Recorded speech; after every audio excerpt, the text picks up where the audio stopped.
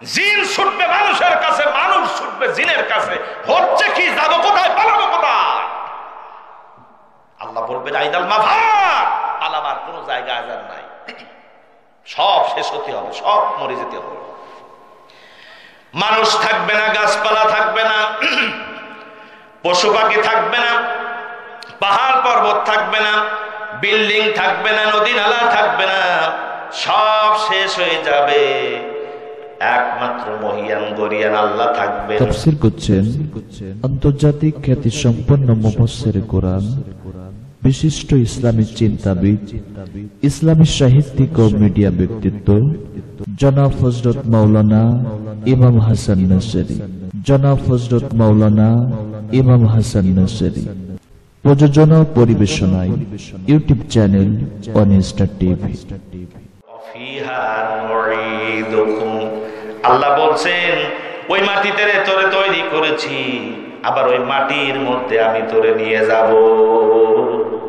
ওই মাটির মধ্যে আপনার যাওয়া লাগবে, আমারও যাওয়া লাগবে।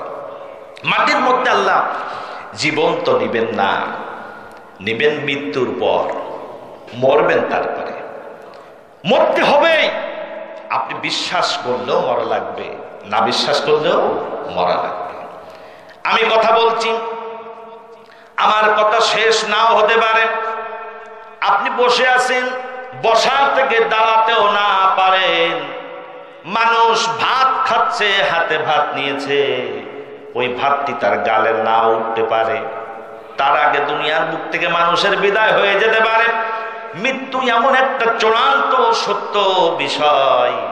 আল্লাহ রাব্বুল আলামিন কোরআনুল কারীমে কথাটি ঘোষণা করেছেন। আল্লাহ পাক বলেন, কুল্লু নাফসিন যায়িকাতুল মাউত সুম্মা ইলাইনা তুরজাউন।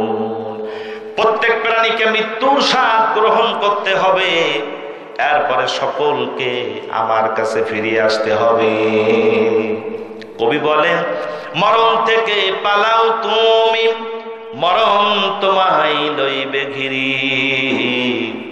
মরণ থেকে পালাও তুমি, মরণ তোমায় লইবে ঘিরি। যদিও সুদূর আকাশ পানে লোকাও সে তা লাগিয়েছিলি। এ মহারোগের ঔষধ নাই, নাই সে ডাক্তার জগতে। খুঁজিয়া কাতর হইলে কি হবে, পারিবে না তারে ফেরাতে। মরণ আসবে, আপনি চেষ্টা করলেও তার থেকে বাঁচতে পারবেন না। সুতরাং মরণ নিয়ে ওয়াজ করার প্রয়োজন নাই, যেহেতু চোখের সামনে সবাই দেখে। কিন্তু এটা খ্রিস্টান বিশ্বাস করে, নাস্তিক বিশ্বাস করে, আস্তিক বিশ্বাস করে মরব। কিন্তু সুম্মা ইলাইনা তুরজাউন, মরার পরে উঠতে হবে, এই জায়গায় এটাই বিশ্বাসের ঘাটতি। মরা নিয়ে সবাই বিশ্বাস করে, যেহেতু দেখেছে ওর বাপ শীত হয়ে মরেছে, বাপ দাদা মরেছে, ওইটা বস করা লাগবে না। কিন্তু মরার পরে যাবার উঠতে হবে, সুম্মা ইলাইনা তুরজাউন, এই জায়গায় বিশ্বাসের ঘাটতি। আমার বন্ধুগণ, মৃত্যু একটা বিভীষিকাময় কষ্ট। মৃত্যু এমন একটা বিষয়, যদি আপনি মরার পরে উঠতে হবে এই বিশ্বাসের সাথে যদি আপনি মৃত্যুর উপরে ঈমান আনেন, মরার সময় আল্লাহ আপনার কষ্ট দিবেন না, আল্লাহ আপনার নেক মৃত্যু দিবেন। আর যদি আল্লাহর কাছে উঠতে হবে না এই মনে করে যদি মৃত্যুর উপরে বিশ্বাস করেন, আর আপনার আমল যদি ইসলাম বিরোধী, কোরআন বিরোধী হয়, মরার সময় আল্লাহ আপনার এমন কষ্ট দিবেন যা কল্পনা করতে পারবেন না। হাদিসের মধ্যে আছে, যখন মুমূর্ষ ব্যক্তি, যে ব্যক্তি যদি নাফরমান হয়, তার সামনে আল্লাহর ফেরেশতা মালাকুল মউত কালো কুচ্ছিত জাহান্নামের সালা পরিহিত অবস্থায় বিরাট একটি আকড়া তার সামনে ভয়ঙ্কর ভাবে এসে উপস্থিত হয়। এরপরে বলা হয় বের হ। আত্মা বের হতে চায় না। তখন ছোট্ট একটা ছিদ্র দিয়ে বড় জিনিস যেমন আকড়া দিয়ে টেনে নিয়ে এসে বের করা হয়, তখন রূহ আত্মাকে ওইভাবে ফেরেশতারা টেনে হেঁচড়ে ভিতর থেকে বের করে নিয়ে আসে। এমন কষ্ট হয় যা কল্পনা অতীত। আর মুমিন ব্যক্তির মৃত্যুটা হয়, রাসূলুল্লাহ বলেছেন, যেমন তোমাদের কলস বা পাত্র, পানির পাত্র কাত করে দিলে যেমন পানিগুলো সহজে বের হয়ে যায়, মুমিনের আত্মাটা ওইভাবে বেরিয়ে আসে। সুবহানাল্লাহ। এরপরে মুমিনের জন্য আল্লাহর জান্নাতি ফেরেশতারা সুগন্ধি আর ভালো কাপড় নিয়ে দাঁড়িয়ে থাকে, বলে আসো আসো, তোমার জন্য আল্লাহর রহমত এবং মাগফিরাত কামনা করছি, আল্লাহ তোমার উপরে রহম করেছেন। এখান থেকে নেওয়ার পরে ওই মুমিনের আত্মাটি যখন উপরের দিকে নিতে যাওয়া হয়, তখন আল্লাহর ফেরেশতারা, প্রথম আসমানের ফেরেশতারা বলে, কাকে নিয়ে আসছো? এই আত্মা তো বড় সুগন্ধি, এই আত্মা তো বড় বরকতময়। আল্লাহর ফেরেশতারা তখন বলেন, অমুকের পুত্র অমুক বা অমুকের কন্যা অমুক। ফেরেশতারা বলে, বড় বরকতময় রহমতময় আত্মা নিয়ে আসছো, দরজা খুলে দেয়। এইভাবে করে করে সব আসমান পর্যন্ত পৌঁছায় যাওয়ার পর তখন ওই আত্মাকে ইল্লিনে রেখে দেওয়া হয় নেককার বান্দাদের সাথে। সুবহানাল্লাহ। বলা হয় তাকে নিয়ে যাও, ইল্লিনে রাখো, বারজাখ জগতের ইল্লিনে রেখে দাও। আর নাফরমান ব্যক্তির আত্মাটা যখন নিয়ে যাওয়া হয়, দরজা খোলা হয় না আসমানের, বলে দুর্গন্ধময় কুৎসিত কদাকার নাফরমান, এটা আল্লাহর আকাশে উঠবে না, নামাও নিচে, তাকে সিজ্জিনে পুরে দাও, তাদের জাহান্নামীদের আত্মাদের সাথে তাকে কষ্ট দাও। জোরে করে নাউজুবিল্লাহ। বন্ধুরা, এই জায়গাটা যেতে আপনার তো উঠা বসার সময়ের মধ্যে হয়ে যেতে পারে। আমরা কেন ভুলে যাই, কেন ভুলে যাই এই জগৎটা? প্রিয় বন্ধুগণ আমার, এই কবর জগৎটা বড় ভয়াবহ জগৎ। এই জগৎটা বড় ভয়াবহ জগৎ। রাসূল করিম সাল্লাল্লাহু আলাইহি সাল্লাম এবং তার সাহাবায়ে কেরাম কবরের পাশে যে কাঁদতেন, কবরের পাশে যে বড় কান্নাকাটি করতেন। এরপর রাসূল করিম সাল্লাল্লাহু আলাইহি সাল্লাম বলেছেন, তোমরা 70 বার তওবা করো, আমি 70 বার তওবা করি। আর একটা হাদিসে আসছে, রাসূলুল্লাহ বলছেন, আমি 100 বার তওবা করি, তোমরা 100 বার তওবা করো। রাসূলুল্লাহ বললেন, কবর তোমাদেরকে 70 বার দৈনিক ডাকে, সুতরাং তোমরা 70 বার তওবা করো। প্রত্যেক দিন 70 বার কবর আপনাকে ডাকে, আয় আমার মধ্যে আয়, আমার কাছে আয়। এখন কবর বলতে আসলে কিন্তু কবর বলতে যে শুধুমাত্র একটা নির্দিষ্ট কোনো মাটির ঘর এটাই কবর তা কিন্তু না। কবর হলো আপনার যেখানেই আপনার এই পৃথিবীর ভূখণ্ডটা, এখানে যেখানে আল্লাহ আপনার রাখবে ওইটাই কবর, ওটা বারজাখ জগৎ। যদি হিন্দুরা তাদের লাশগুলো পুড়ায় দেয়, ছাই বানায় দেয়, তাহলে ওদের কবর করি, তাহলে তো ওদের তো সাজা হচ্ছে না। ওই ছাইটা না, আপনি ছাই যেখানে দেন, ছাই যেখানে দেন ওই ভূপৃষ্ঠেই কোনো না কোনো জায়গায় যাবে। মাটির মধ্যেও যদি কেউ খায়া ফেলে, তা ঘুরে ফিরে যায় ওই মানে পানির মধ্যেও গেল, মাটির মধ্যেই আছে, এই ভূপৃষ্ঠের মধ্যে থাকবে। মানে কবর বলতে বোঝানো হয়েছে যে হাসরের ময়দান আগ পর্যন্ত যে জগৎটার মধ্যে থাকবে ওইটা কবর। সাজা তো আর দেহের উপরে হয় না, এটা তো ফ্রেম, এটা তো কিছু না। মূল হলো আত্মার উপরে হয় সাজা। আত্মার উপরে সাজা অথবা শান্তি দুটো আত্মার উপরেই হয়। আমার বন্ধুগণ, এই কবরের মধ্যে আল্লাহ আপনাকে নিবেন, আমাকে নিবেন, এই মাটির মধ্যেই নিবেন। যেখানে আপনি যান না কেন মাটির মধ্যে আপনারা নিয়ে যাবেন। এরপরে আল্লাহ পাক এই মাটি থেকে আপনারা আবার বের করবেন, মাটি থেকেই আপনাকে আবার বের করবেন। চিন্তা করেন, মাটি থেকে বের করবেন কিভাবে? এটা হলো একটি বড় প্রশ্ন। আমার বন্ধুগণ, এই পৃথিবী যেমন দেখতেছেন এমন থাকবে না। বিশাল এক প্রলয়ঙ্কারী অবস্থা সৃষ্টি হয়ে যে পৃথিবীর অস্তিত্ব গুলো সব বিলীন হয়ে যাবে, কিয়ামত হবে। কিয়ামতের পর একটা পর্যায়ে যে হাসরের ময়দানে আপনারা উঠাবেন। এখন কিয়ামতটা কেমনে হবে? আল্লাহ পাক কোরআনুল কারীমের মধ্যে সেটা একের পর এক বর্ণনা করেছেন। আল্লাহ পাক সূরা কারিয়ার মধ্যে দেখবেন বিশাল একটা প্রলয়ঙ্কারী ধাক্কা আল্লাহ পাক দিবেন। আল কারিয়া মাল কারিয়া ওয়া মা আদরাকা মাল কারিয়া ইয়াউমা ইয়াকুনুন নাসু কাল ফারাশিল মাবথুস ওয়া তাকুনুল জিবালু কাল-ইহনিল মানফুস।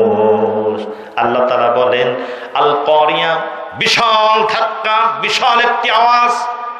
মাল কারিয়া, বিশাল একটি আওয়াজ। আপনি কি জানেন সেই আওয়াজটা কি? সেটা হলো এমন একটা অবস্থা যেদিন বিশাল প্রলয়ঙ্কারী ধাক্কায় পাহাড়গুলো তুলুধনার মতো উড়ে চলে যাবে, তুলুধনা হয়ে যাবে। এরপরে মানুষগুলো কীট পতঙ্গের মতো ছুটাছুটি করবে। বিশাল একটি ধাক্কায় প্রকম্পিত হয়ে যাবে। কি হচ্ছে তোমাদের কথা কেন? বিশাল একটি ধাক্কায় প্রলয়ঙ্কার ধাক্কা শুরু হয়ে যাবে, কম্পন হয়ে সব পৃথিবী আকাশ বিরাট একটা অস্তিত্ব বিলীন হয়ে যাবে। সেই ধাক্কায় আকাশ ফেটে যাবে, জমিন চৌচির হয়ে যাবে, আকাশ ফাটবে। আকাশ যে ফাটবে আল্লাহ কোরআন শরীফের আর একটা সূরায় সেটা বলেছেন, সূরা ইনফিতার। আল্লাহ পাক বলেন ইযাস সামাউ ফাতারা ওয়া ইযাল কাওয়াকিবু ইনতাসারাত ওয়া ইযাল বিহারু ফুজিরাত। আল্লাহ তাআলা বলছেন স্মরণ করো সেই সময়ের কথা যখন আকাশ ফেটে যাবে আর তারকাগুলো তখন বিক্ষিপ্ত হয়ে ছটকে ছটকে পড়তে থাকবে, আর সমুদ্রের তলদেশগুলো ফাটাইয়া দেওয়া হবে। ভাইরা বিরক্ত হয়ে যাচ্ছেন না তো বন্ধু? আপনি বলতে পারেন যে আকাশ ফেটে যাবে, তা আপনার কি? হ্যাঁ, আকাশ ফাটলে আপনারও সমস্যা, আমারও সমস্যা। এই আকাশকে কেন্দ্র করে চন্দ্র, সূর্য, গ্রহ, নক্ষত্র, গ্যালাক্সি সব আকাশকে কেন্দ্র করে নির্দিষ্ট দূরত্ব বজায় রেখে ঘুরতেছে। এটা সীমারেখা বজায় রেখে ঘুরছে। আকাশ যখন ফেটে যাবে তখন এদের এনভায়রনমেন্ট, ভারসাম্য নষ্ট হয়ে যাবে। নষ্ট হয়ে যায় তখন একটার সাথে আর একটা ধাক্কা লেগে টপকায়া ছিটকে ছিটকে সব করতে থাকবে। এখন আপনি বলতে পারেন হুজুর পড়বে, তা আমার কি? পরে পড়ুক। সূর্য তো একটা থালার মতো, তা না হয় আমাদের উঠানে পড়ুক। চন্দ্র তো দেখতে একটু বড় মতো, তাই না বিলে পড়ুক। আর তারাগুলো তো একেবারে ছোট ছোট, চালের বারে পড়ুক, সমস্যা নেই। আপনি জানেন পৃথিবী ছাড়া প্রায় 13 লক্ষ গুণ বড় হলো সূর্য। সুবহানাল্লাহ বলবেন না? এই পৃথিবী ছাড়া 13 লক্ষ গুণ বড় সূর্য। সূর্যের চাইতে কোটি কোটি গুণ বড় ওই যে ছোট্ট তারকা দেখেন ওইগুলা, চিন্তা করে। আর মহাকাশে এমন এমন গ্যালাক্সি রয়েছে, 3 কোটি সূর্য, এরকম 3 কোটি সূর্য চকলেটের মতো করে গিলে খাইতে পারে এমন বড় বড় গ্যালাক্সি মহাকাশে রয়েছে। 2 আঙ্গুল মানুষ শুধু লাভ দেয়, 2 আঙ্গুল শুধু লাভ দেয়, এমন ভাবে ফলে মনে হয় যেন কি একটা কুলা দেয়। ওর কোনো মনে মনে আমি দুনিয়া উল্টে ফেলে দেব। 2 আঙ্গুল মানুষ জানে না বলে লাফাই বেশি। এই সূর্য আগুন, নক্ষত্রগুলো আগুন। ওগুলা যখন বিচ্ছিন্ন হয়ে ভেঙে চলে তছনছ করে আগুন পড়তে থাকবে। ইজা সামাউ ফাতারাত, আকাশ ফেটে গেল। ওয়াইজাল কাওয়াকিবু ইনতাসারাত, তারকাগুলো সব ছটকে পড়তেছে, আগুন পড়ছে।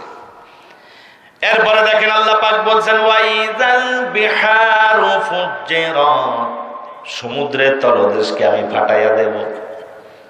এবার আপনি চিন্তা করেন, আপনি বলতে পারেন হুজুর আসে সূর্য আসুক, আগুন আসে আগুন, বহু পানি আর পানি, পানিতে তো নিভে যাবে। ধারণাটি ভুল, একেবারে ভুল।